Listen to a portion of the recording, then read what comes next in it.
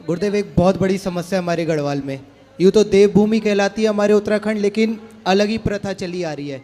ऐसा देखने में आता है कि दारू के बिना वहाँ मुक्ति नहीं है।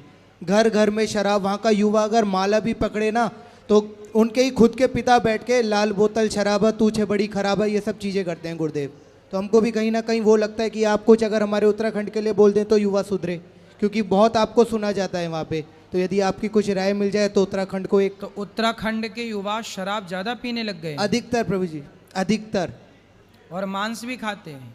वहाँ तो घर घर में बलि के नाम पे ये बस सबसे ज़्यादा जो हो रहा है ना, कि भगवान भी खाते थे। भोलेनाथ का यहाँ पे उदाहरण दिया जाता है कि भोलेनाथ, बद्रीनाथ हमारे यहाँ पे हैं, हर चीज़ बाबा हमारे हैं। बोलो राक्षसों की टोली थी और राक्षस क्या खाते थे? नहीं नहीं, तो वो तो राक्षसों का नाश करते थे ना।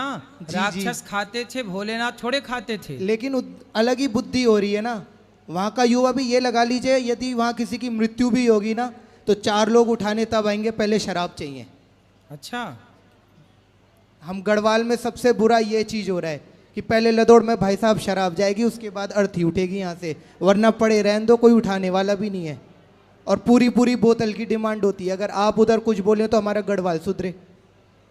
अरे तो बड़ी गलत परंपरा है भाई। यही चीज़ तो हो रही है ये तो गुरुदेव। शराब पी करके अपना सब कुछ मिटा लेंगे, अपना अस्तित्व खतरे में डाल लेंगे। गुरुदेव, अगर हम नाम जप करने के लिए भी माला करने बैठते हैं ना तो उतने में कोई ना कोई आके वहाँ बोतल खोल देगा।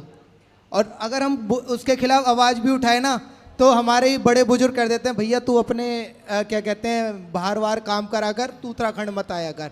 जब तुझे यहाँ की प्रथा को आजमाना ही नहीं है तो तेरे लिए उत्तराखंड ही नहीं बना। बोलो कि शराब पीना कौन सी प्रथा है? ये तो गलत बातें हैं। यही तो शराब पीना, शराब में कलयुग का वास होता है। जो शराब पीता है उसका जल्दी से पतन हो जाता है। गुरुदेव, शराब अच्छी होती तो सब पीते, बुरी है इसलिए तो मना करते हैं। गुरुदेव अगर बोलते हैं तो ये चीज़ आ जाती है कि भाई बालको बालक की तरह रहो, 2 घूंट मारो और सो जाओ। कौन? हमारे बूढ़े लोग बोलते हैं। जी जी जी। तो बूढ़े भी पीते हैं। तो यहाँ पे मैं आपको बताता रहूँ, एक तरफ से 15 या 16 साल का भी बच्चा होगा ना, उसको एक तरफ से स्कूल जाना चाहिए। वो स्कूल नहीं जाएगा, वो घड़ी देखेगा, अरे भाई साहब 10 बज गए, चलो ठेके की तरफ, हो गया जुगाड़। वो 10 बजे का जुगाड़ करेगा कि मेरे को दुकान पे भागना है। तो पैसे कहाँ से आते हैं फिर ऐसे?